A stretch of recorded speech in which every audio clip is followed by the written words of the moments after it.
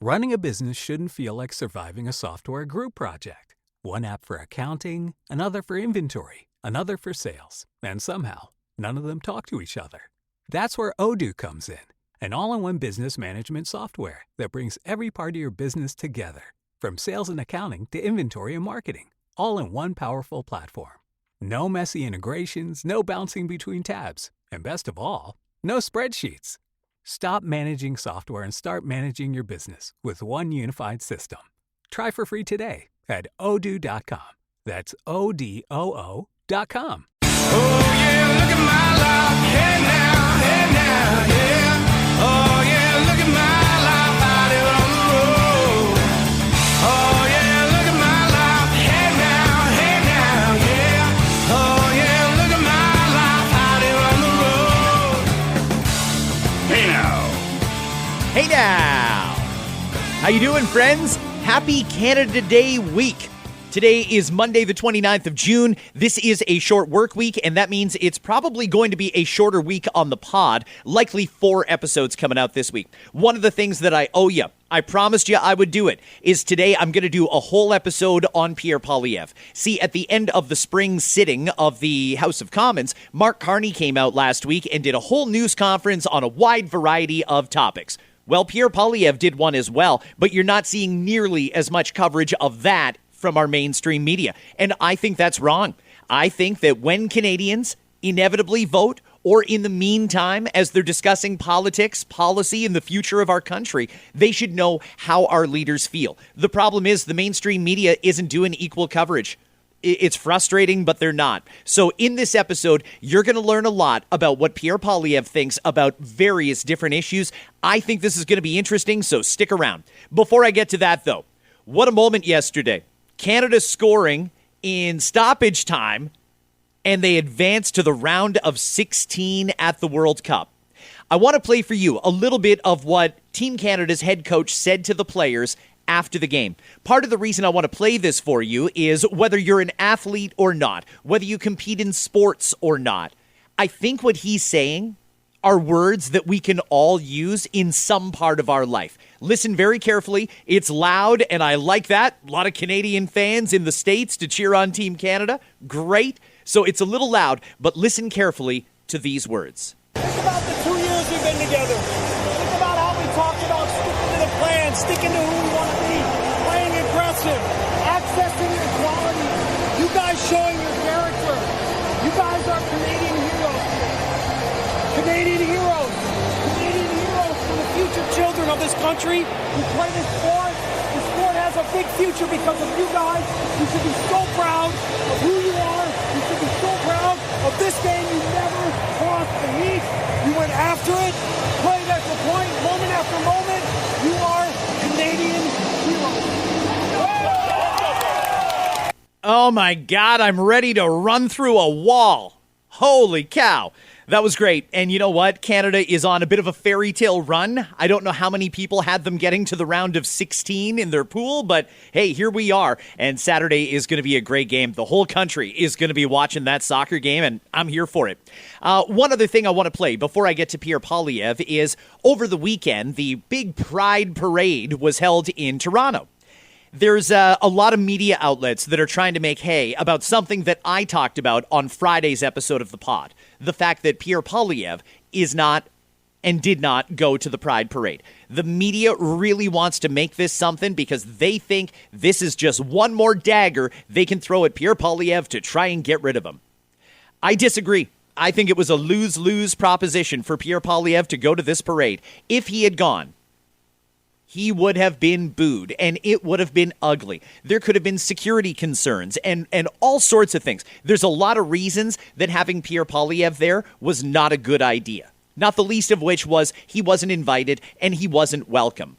The Prime Minister went, and he's getting a ton of great media coverage. Oh, look at this. Here's the Prime Minister getting sprayed with water. Was it water? Are we just letting random people on the street spray some strange liquid on our prime minister now? I don't think that was necessarily the smartest or safest idea for Mr. Carney. You know, this is supposed to be celebrating a couple of different things. Inclusivity, absolutely. That is definitely part of the point of Pride. Celebrate inclusivity. It's also about making sure that rights that have been achieved by the LGBTQ plus community don't get eroded. It's somewhat of a political movement.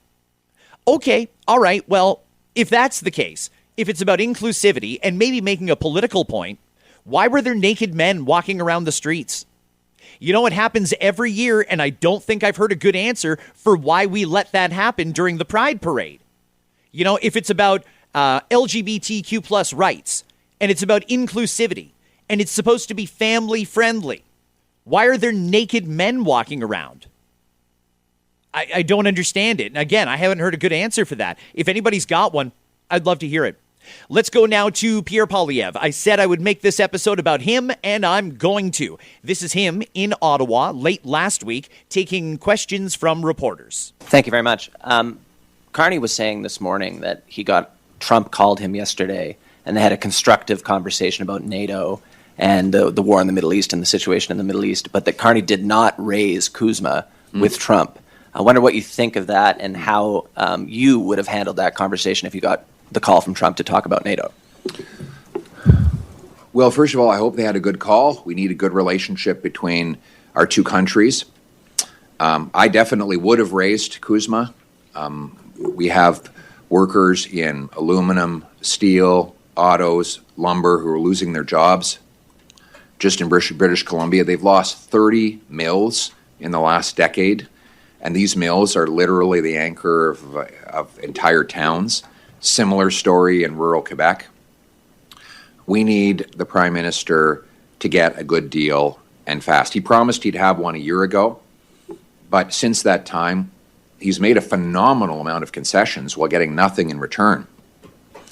You know, I just find it incredible that he's made about 6 major concessions. Digital services tax, Netflix tax, removing counter tariffs, the defense spending, the list goes on and on. Many of those things needed to happen. But why not bring them to the negotiating table and get something in return? Instead, what he's got is double the tariffs on aluminum and steel and triple on lumber. What I would do is build up our leverage, and we have a lot, by committing to build a strategic reserve of the 10 most critical minerals, according to NATO, that you need to fight a war. Put those in a reserve. Commit to increasing oil production by another 2 million barrels, and offer the Americans the prospect that those resources could be available for their purchase in a tailored way if we get tariff-free access to their markets. We need leverage, positive leverage. That's what President Trump has said. It's what he's written in his own book. We have that leverage through our resources, and we can massively enrich our people by using those resources and at the same time get the tariffs removed so our economy can grow.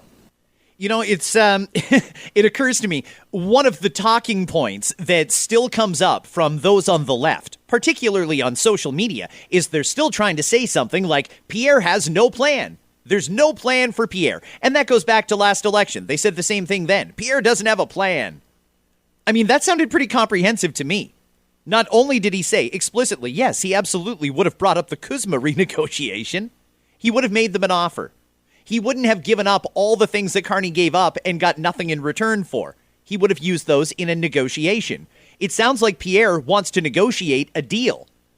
How is Mark Carney doing with that? What does Mark Carney think about Pierre Poilievre's idea to create a strategic reserve of precious minerals? I mean, it seems very common sense to me. That's something that would be very attractive to the Americans. They can say all they want. They don't need anything Canada's got, but critical minerals is someplace where the president is dead wrong. They do need those things. We can offer them basically exclusive access if we have a tariff-free relationship. Why don't they take what Pierre Poilievre is putting out there and put it on the table for the president? That would work out great for Canada and for the USA. Don't let somebody tell you Pierre doesn't have a plan. He'll explain his plan on just about every issue like he just did. All you've got to do is ask him. The problem is the media doesn't report Pierre's plan. So if you're really only getting your information from the evening news, I don't know how informed you are about it unless you've taken the initiative to go out and learn it. Or keep listening to this podcast, because this one is all about Pierre Poilievre. Just on another matter, on the independence vote in Alberta, the Prime Minister seemed to kind of up the ante this morning when he's talking about, this is a real vote. It's not the prelude to the actual vote. This is real. This could have dangerous consequences for the economy and for Canada's standing. I wonder what you think of that strategy as somebody who said that you're going to campaign for Canada in this. What do you think of that strategy of emphasizing the dangers of even holding this vote in the first place? Well, I think what we need to do is provide Albertans with hope that life can get better. And that's why I went there and gave a very strong patriotic speech, urging my fellow Albertans to embrace their friends across the country to achieve their objectives. We should lock arms with suburban Toronto communities that want tougher crime laws, lock arms with Newfoundland, which seeks to double its oil production, lock arms with the coastal First Nations that want LNG facilities that would export Alberta's natural gas, lock arms with Quebecers who want the federal government out of their business and who want provincial autonomy restored. I believe by building those alliances, we can fulfill the ambitions of Albertans and deal with their legitimate grievances. So I believe we need a Project Hope. The Project Hope is the right way to go. Some people say that hope is not a strategy. Well, fear is not a strategy either. We have to give people hope. And we also need to go and speak to our young people in both Quebec and Alberta and tell them that the promise that they were made when they were born in this country will be restored, that they can afford a home, they can start a life, they can build a future, found a family, launch a business successfully here in Canada. Thank you. It's interesting there. Pierre was asked, and what he said was all great. I happen to agree with that strategy. I don't think we should be demonizing people in Alberta because they don't like the way things are going and they want to know if the grass is greener. I don't think we demonize them at all. I think we need to make them feel welcome and part of Canada. And with Canada Day just around the corner, what better time to start doing it? I think Pierre's message is great. But the question was what he thought of what Mark Carney said. Mark Carney tried to say the question that's going to get asked this fall, that's the question. And he said it's a dangerous bluff. I don't think the people of Alberta are bluffing, and I don't think they like being accused of bluffing, personally. There's a question about a question. Let me make this clear. The question that Albertans will be voting on this fall is if there should be a referendum. They're not voting on whether or not to leave or stay. It's simply a question about whether or not there should be a formal referendum. And if there's a formal referendum, it'll be just like an election. There's going to be people campaigning on either side of the issue, and eventually people will go and cast their ballot. That's a long way away. If anybody's thinking Alberta's going to be gone by Christmas, that is just not reality at all. The question that's being asked in the fall is a question about whether or not there should be a referendum. It's not a referendum itself.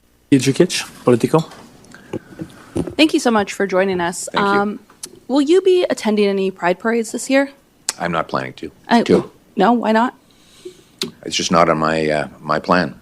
And then my follow-up question is, what do you think should happen to 24 Sussex? I really don't think about it at all.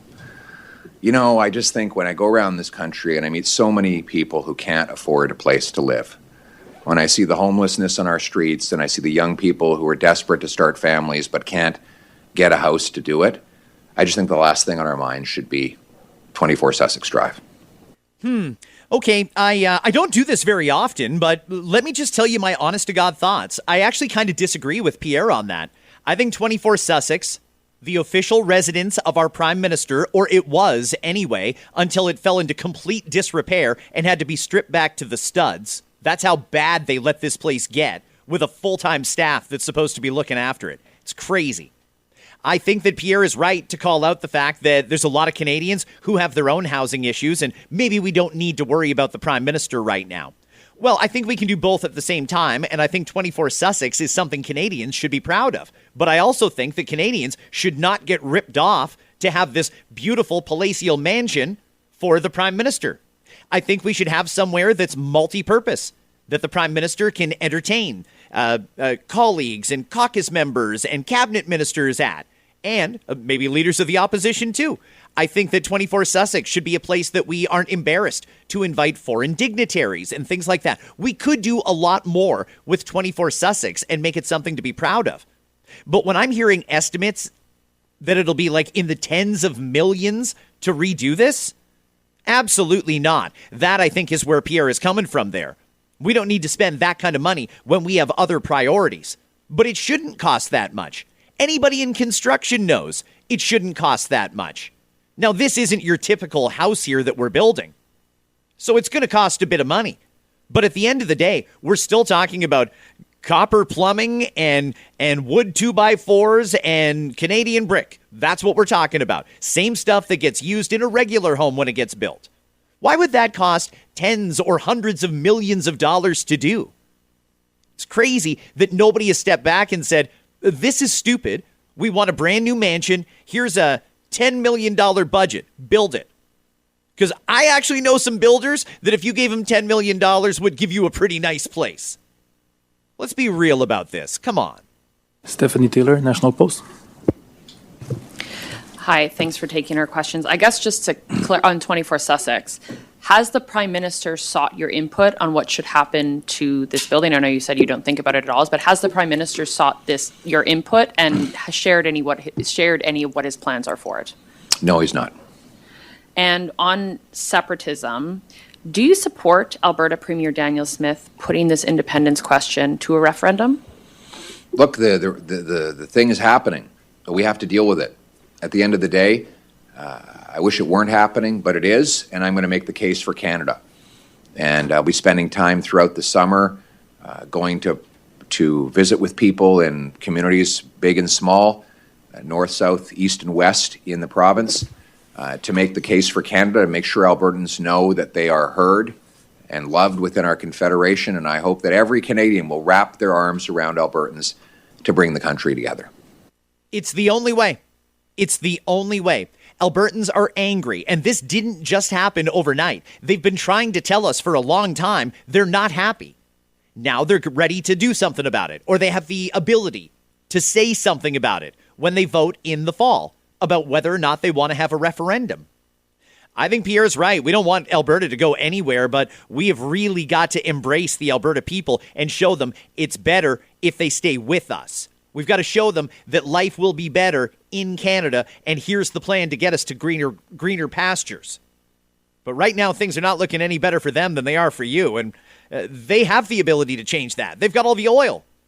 They could be a very prosperous place, but they're being held back, and they don't like that. And I could, if you don't mind, I'd like to repeat that in English, and then if you have a follow-up. I just find it incredible that Mark Carney was not just his promise to negotiate a win with President Trump was not a promise. It was the Liberal promise of the last election. And where are the results of that promise? He said he'd have a deal by July 21st of last year. We're almost July of this year, and tariffs have gone up. The aluminum, steel, auto, and lumber workers are desperate for their jobs and their paychecks. And Mr. Carney has a long telephone conversation with the president and doesn't even bring it up. What could be a greater priority to this country? It's time to start fighting for Canada and to start getting results. Well, it's nice to see somebody who wants to fight for Canada. That's good. That's Pierre Poilievre. He was repeating a French answer in English. It was a French reporter, I believe it was TVA, that asked the question. And just so you know, I'm not editing any of the comments. When I bring you remarks from Mark Carney or Pierre Poilievre, I'll explicitly tell you if it's edited. Otherwise, I'm giving you the audio as they said it. And part of the reason I do that is because podcasts are great. You can hear long-form answers that you don't get from watching the news or reading a newspaper, and you certainly don't hear it on the radio either. So, hey, pods are important. I mean, what a great way to stay informed. I hear that more and more every single day, and I'm glad that you're listening to this episode. That, again, was Pierre Poilievre repeating in English a question he was asked in French, and, well, I'm not going to translate the podcast, so I'm only giving you the English answers. I think if I can repeat that in English. Look, first of all, I'd like to offer my condolences to the victims of the shooting. Our hearts go out to them. And to those who are injured, our prayers are for a swift and total recovery. We've now had, the question was about banning hunting rifle. We've now had 11 years where the Liberals said we would all be made safe if they banned hunting rifles. And I think now is the time to judge the result. Has it worked? Well, gun crime is up 50% since they promised they were going to ban these guns. We have to ask ourselves, have these bans on hunters and farmers and licensed sports shooters stopped mass shootings? These are the questions we have to ask. Okay, Pierre Poilievre talking about gun control there. We're, I can't even keep track of where we're at anymore. Man, this gun buyback has just been rolled out so sloppy that I am a firearms owner, and even I don't understand where we're at here now. There was an extension of some sort given. I don't know. If I really think the Liberals have got to back off on this.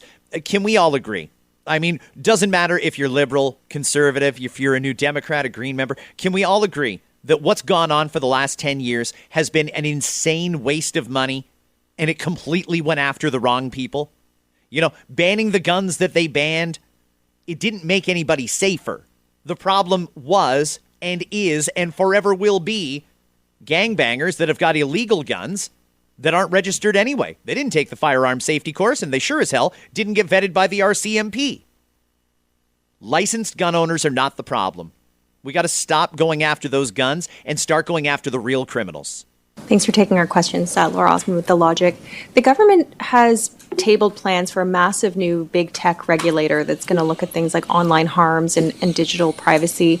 Lots of people have raised concerns about this regulator online. We still don't have a lot of details about it. I'm wondering, since the government has said they'd be open to working with the Conservatives to amend it, if there's something that you would change about it, what would you put forward, and how do you plan to handle this in the next sitting of Parliament? On a déjà trop de bureaucratie à Ottawa. On a plein d'agences qui sont déjà responsables de faire... I think, did you ask that in English or French? Sorry, it all becomes like a weird jumble in my head. Sorry about that. So would you like an English answer? You're like... What I may ask you as a follow-up in English is, you know, we don't have any laws targeting the companies. Why don't you have any coffee in here? Duly noted. Conditions have really fallen apart. Sorry. I played a little bit of that on Friday, too. I thought that was a nice lighthearted moment, and I can imagine when you spend most of your day answering questions in English and French that sometimes it does turn into a bit of a blur. So that's fine. But how insignificant was the question if the reporter didn't care to hear the answer in English? She asked the question in English, and Pierre made a mistake. He answered it in French. He offered to answer it in English, and she said, no, that's okay. So was it an important question or not? Are we wasting time? Were you able to understand what Pierre said and thought, he's making a lot of sense. We're not going to put that on the news because we don't want people hearing him making sense on the news. Is that what happened? I'm genuinely curious. You asked the question. You didn't get the answer in English. He offered it, and you said, no, that's okay. That's weird, right? Anyway, let's move on. We don't have any laws right now targeting the companies and the platforms themselves when it comes to the issues that you just raised that are sort of targeting the users. I'm wondering what you make of the government's approach here to targeting the companies themselves with, you know, the kind of regulatory bodies that we see in the EU and the UK.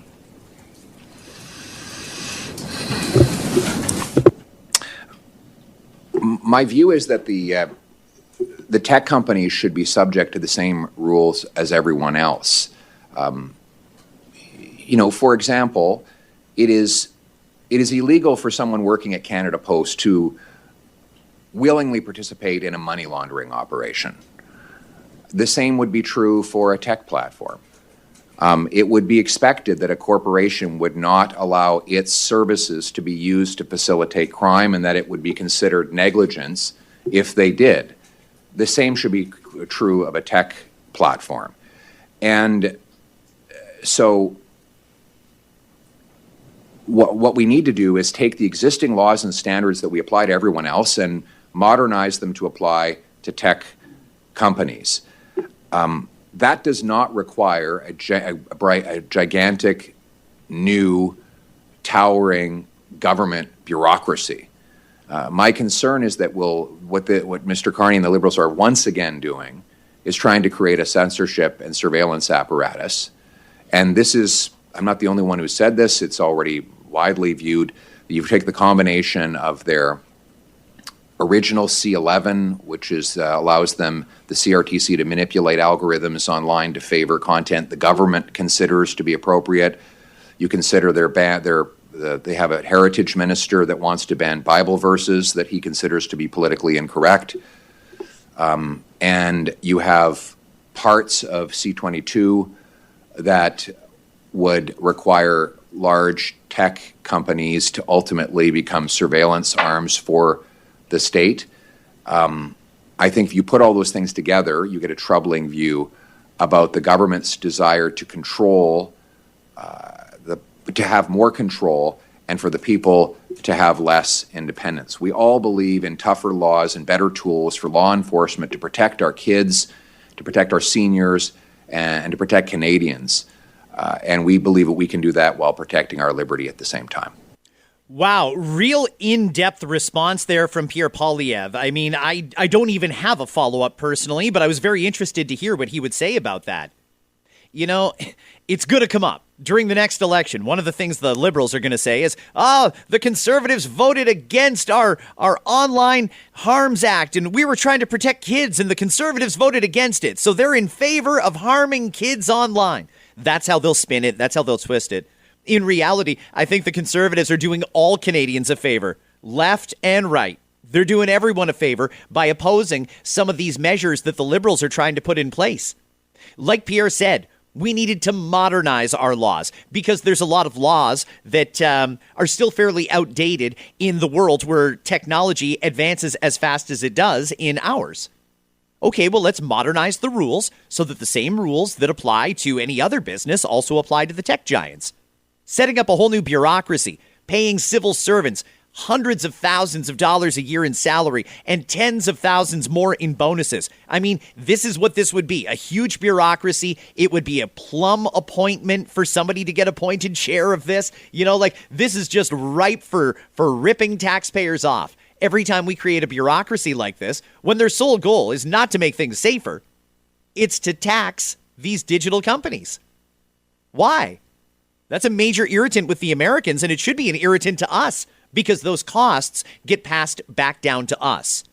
Real thoughtful answer there from Pierre. I'm still trying to wrap my mind around what he said there. I think I might even rewind this one when I listen to the episode and listen to that again. And maybe you should too. That's such a consequential bill. And you know what? Once the government gives themselves power, they don't give it up very often. This is a surveillance bill. You've heard it from Pierre Poilievre now and several times on this pod from someone on the extreme left of the political spectrum, the Green Party leader, Elizabeth May. When Elizabeth May and Pierre Poilievre are in lockstep opposing the Liberals because this isn't right, maybe there's something there that you should consider, that the Liberals aren't necessarily looking out for our best interest. They're creating a massive surveillance state to track us at all turns. Hey, thanks for taking our questions. Back to the BC condos. Some folks have attributed this glut of unsold units to the federal government's ban on foreign home buyers, which is set to expire in the coming months. They say lifting this ban could also act as a bailout to those developers who were building units not for Canadian residents, but instead for foreign buyers. Do you agree with that? Is this something that you would support keeping in place, or do you support lifting the ban? I don't support changing the rules to sell off the condos to foreign buyers. They're Canadian condos. They should be by Canadians, Canadian buyers who want to live in them, preferably. And no, I don't think the objective here is not to bail out the developers. It's to give people a place to live. So any policy that's seeking to bail out bankers or developers is the wrong one. The policy should be. It's very simple. There's a guy yesterday online. He was saying he did a little skit, and he was at a shirt store, and he said, pretended to be the salesman who wasn't selling any shirts. And his solution was let the shirt prices drop. And lo and behold, the shirts started to sell. Mr. Carney says he wants an innovative financial solution to make expensive empty condos into affordable occupied ones. I have that innovative solution. Let the prices drop.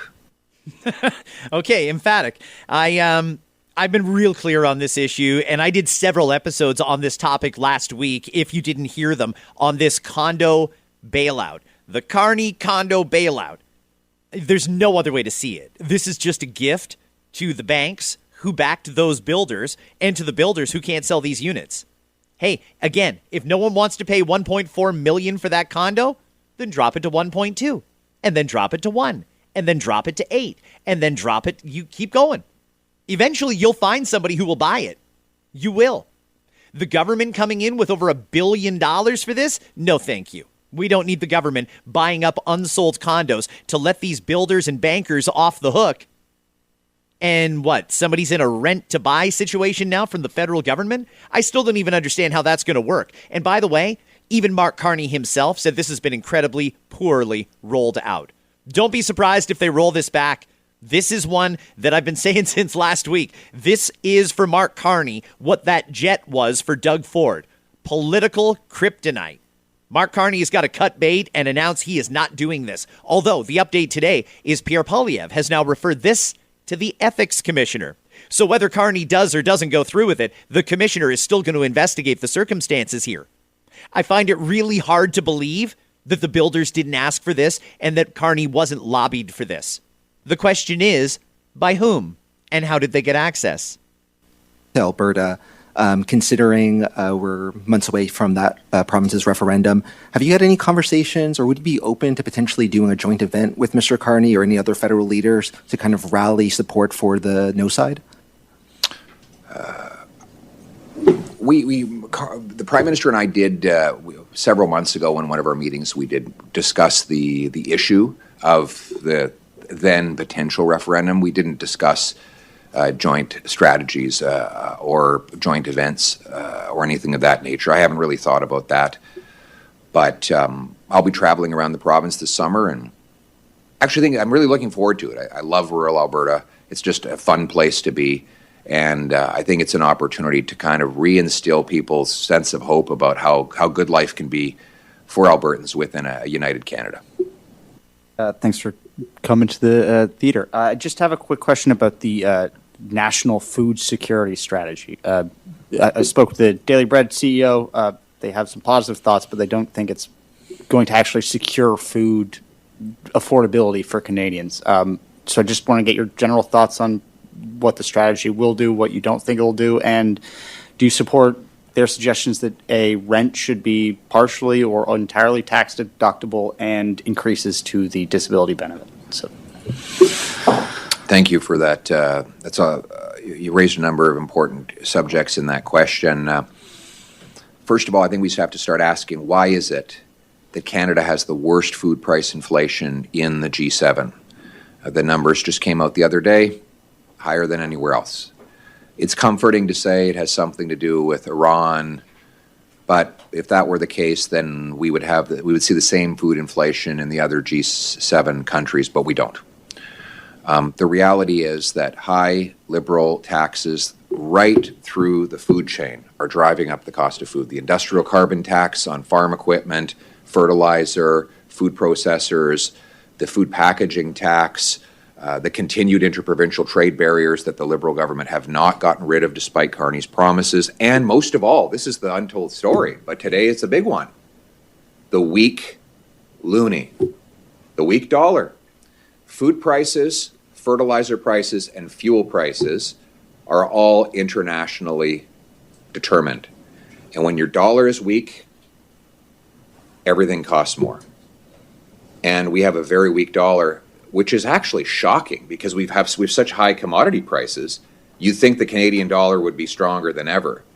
But this is the consequence of liberal policies that have weakened our economy, made us the only recession in the G7. That's why we have a weak dollar, and one of the reasons why Mark Carney and the Liberals have given us the most expensive food inflation in the G7. As for some of the other issues you mentioned, I think that we need to work with the provinces to address these clawbacks that punish workers with disabilities. There are literally hundreds of thousands of people with severe disabilities and probably over 1 million with a disability of some kind that work. But the problem is they get clawed back. They get robbed of their housing, medicine, transportation, and income supports with marginal effective tax rates that often make them worse off because they earned an extra dollar. And it's a multi-government issue. It's not partisan. It's not even just a federal issue. Some of the programs are provincial, and some of them are federal. We have some federal tax credits with clawbacks.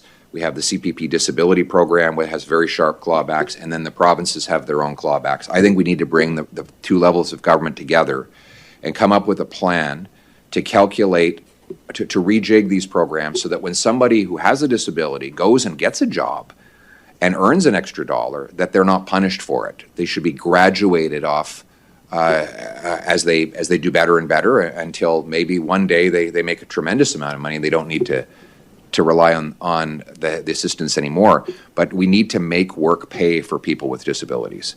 I wasn't expecting that question, but that's a topic that I'm happy to hear Pierre Poilievre talking about because it's something that doesn't get a lot of attention. And there's a lot of people who, if you don't have a disability, you may not understand how it works. But the government gives you a very minimal amount of money, like barely enough to, it's not actually, you know what? It's not even enough to live off of.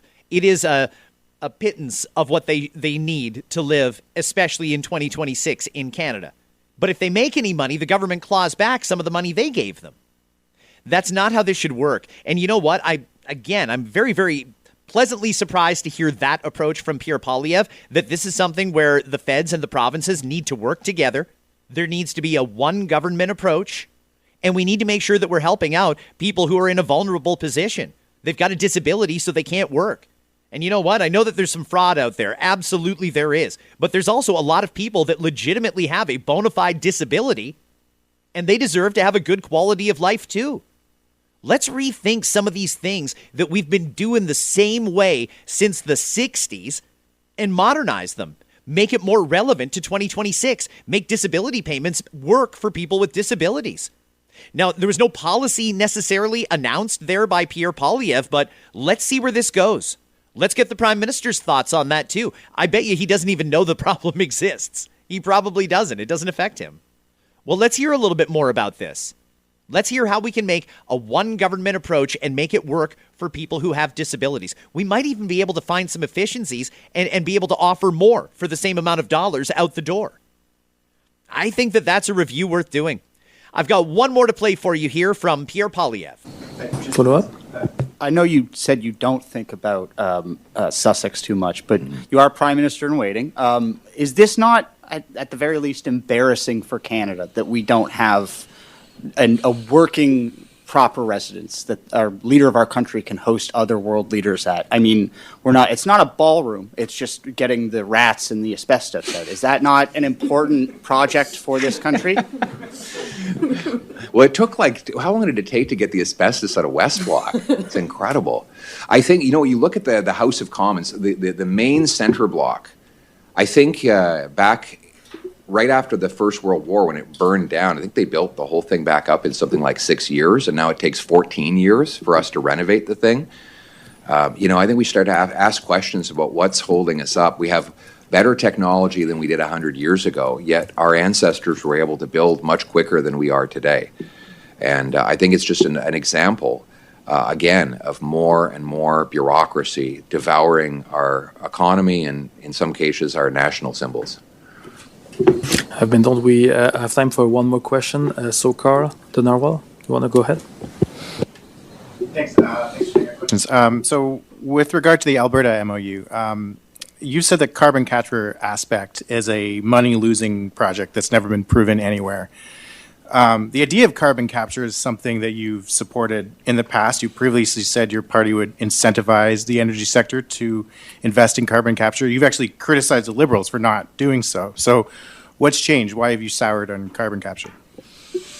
Well, there are two types. One is money-making, one is money-losing.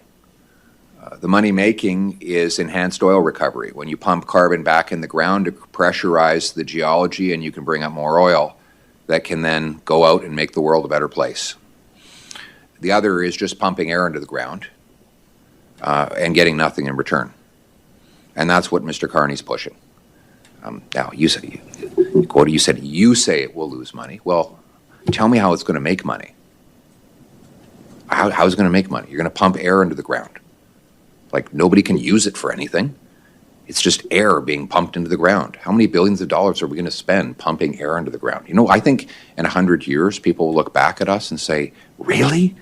They spent billions of dollars to pump air into the ground? I just find it wild.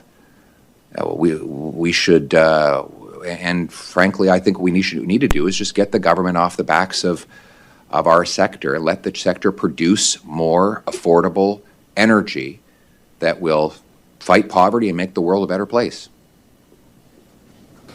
Thanks. On another topic, the government proposed to create federal economic zones where certain developments would be pre-approved. Overhauling the environmental assessment regime, you've called for the whole thing to be repealed. What do you think of federal economic zones and the proposal?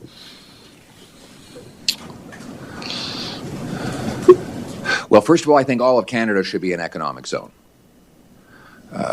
We should have fast permits everywhere in the country. I would go beyond, because there's so much right now, there's so much fear of investing in Canada. So many businesses, Enbridge with Northern Gateway, TransCanada with the Energy East Pipeline, Teck Resources with the Teck Frontier Mine in Northern Alberta, $20 billion project. They've all spent billions of dollars on processes that went nowhere. So a lot of businesses and investors around the world say they don't want to take the risk spending on lawyers, lobbyists, consultants. Well, what do you think of that?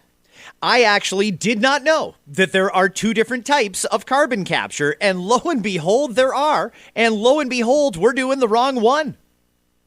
That's crazy. You know what? I'm not going to try and explain carbon capture to you because I'm not even sure I fully understand it myself. But the Prime Minister wants to go all in on investing in carbon capture and decarbonize Canada's oil. And he says there's a massive demand for decarbonized oil. Okay, all right. Well, carbon capture seems to be something he wants to get into here. I don't know who gets rich off of this one, but he wants to go all in on carbon capture. There's two different ways we can do it.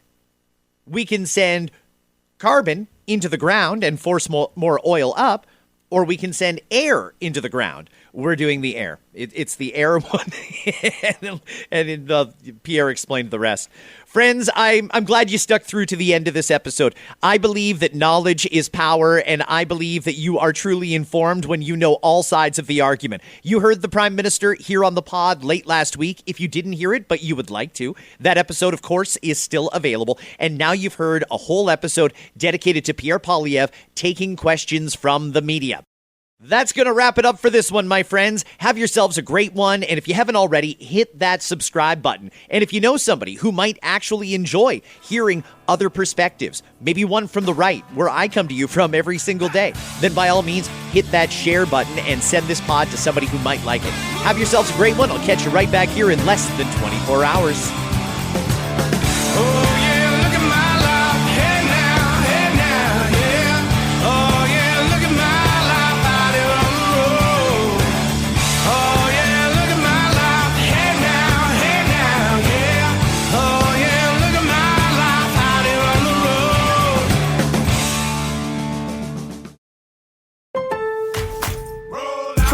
Save more on what you need to get the job done right. Right now at Lowe's. Get 15% off select custom entry and interior doors. Plus, save $80 on the DeWalt 20-volt Max 2-tool combo kit. Now just $169. And at the Lowe's Pro Desk, bring us your materials list and get a quote in minutes. Handwritten, a photo, or even a sticky note is all you need. Keep your jobs moving faster and on budget at Lowe's. Valid through 7/8 while supplies last. Selection varies by location.